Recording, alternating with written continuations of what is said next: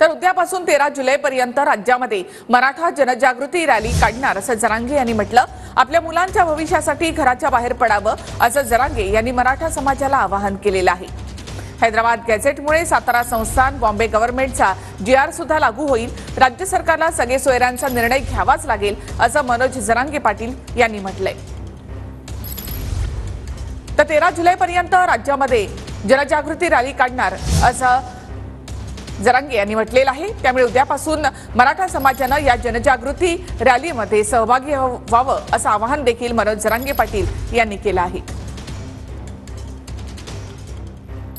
एकत्र जमून शांतता परिवर्तन मराठा आरक्षणाची रॅली करणार आहेत।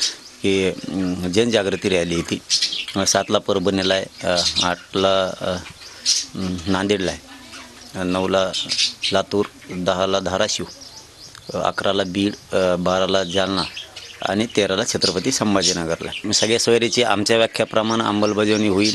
हैदराबादचं गॅझेटही लागू होईल, सातारा संस्थांचंही होईल आणि बॉम्बे गव्हर्नमेंटचं पण 83 क्रमांकाला मराठा आणि कुणबी एकच आहे। सुशीलकुमार शिंदे साहेबाच्या सरकारनं त्यावेळेस तोच आधार घेऊन मराठा आणि कुणबी एकच 2004चा GR काढला होता। त्यामुळे काय इथं त्याच्या फक्त शिथिलता आणायची त्या GR मध्ये, एकदम सोपं आहे।